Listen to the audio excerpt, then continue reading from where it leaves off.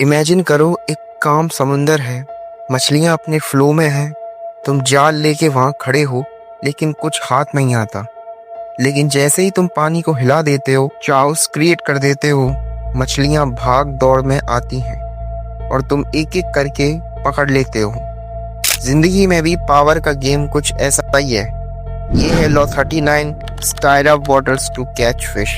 Simple शब्दों में, जब कोई काम और कंपोज्ड होता है तो वो अपने बेस्ट डिसीजन लेता है।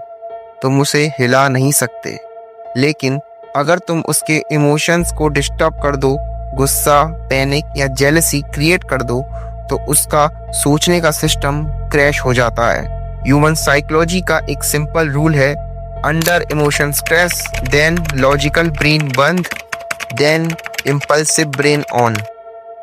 और इसी इम्पल्सिव मोमेंट में तुम अपना मूव खेलते हो। चलिए एक हिस्टोरिकल एग्जाम्पल से इसे समझते हैं। हिस्ट्री में इस लॉ का एक बड़ा एग्जाम्पल है नेपोलियन बोनापार्ट। एक वॉर में उसने अपने अपोनेंट के कैंप के बीच रात को छोटे अटैक्स करवाए। अटैक का गोल एनिमी को मारना नहीं था, गोल था उनकी नींद तोड़ना, उन्हें थकाना, उनका दिमाग डिस्टर्ब करना। जिसका रिजल्ट, अगले दिन एनिमी ने गलती पे गलती की और नेपोलियन ने इजीली वो वॉर जीत ली। मॉडर्न टाइम्स में इसका परफेक्ट एग्जांपल है बॉक्सिंग लेजेंड शुगर रे लियोनार्ड वर्सेस रॉबर्टो डूरन का फाइट। डूरन ने फाइट से पहले शुगर रे को बार बार प्रेस कॉन्फ्रेंस में प्रोवोक किया, पर्सनल इंसल्ट्स दिए।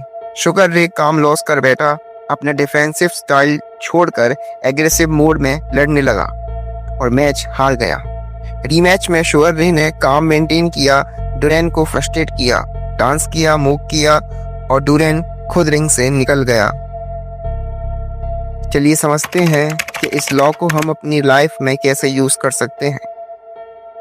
Identify triggers. सामने वाले को किस बात पे गुस्सा आता है, फियर या ईगो हर्ट होता है, इस बात की जानकारी रखो, इस बात का पता लगाओ, क्योंकि ये तुम्हारे लिए एक प्लस पॉइंट है। Create controlled chaos. सिचुएशन ऐसी बनाओ जहां वो इमोशनल हो जाए। Stay calm yourself. तुम्हारा काम लूज हुआ तो तुम खुद मछली बन जाओगे। एक बात याद रखो, अगर कोई तुम्हें हंसा सकता है, रुला सकता है या फिर गुस्सा दिला सकता है तो तुम उसके हाथों की कठपुतली हो। जब वो सबसे ज्यादा डिस्टर्ब हो तब तुम्हारा विनिंग मूव आना चाहिए। एक बात याद रखो, सामने वाला अपने वर्स्ट डिसीजन हमेशा गुस्से में लेता है और तुम इस बात का फायदा उठा सकते हो। अगर कोई तुम पर यह स्ट्रेटेजी यूज करे तो अपने इमोशनल ट्रिगर्स पर काम करो। हर प्रोवोक पे रिएक्ट मत करो।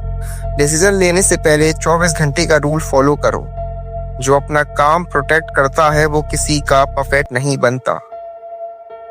लॉ 39 तुम्हें सिखाता है कि चाउस एक वेपन है, लेकिन सिर्फ उसके लिए जो उसे कंट्रोल कर सकता हो। अगली बार जब कोई तुम्हें प्रोवोक करे या तुम्हें किसी को हिलाना हो, याद रखना, पानी हिलाने वाले मछली पकड़ लेते हैं और शांत पानी वाले खुद पकड़े जाते हैं। मेरा नाम है कमल और नेक्स्ट वीडियो में हम देखेंगे लॉ 38। तब तक काम रहो, पावरफुल रहो।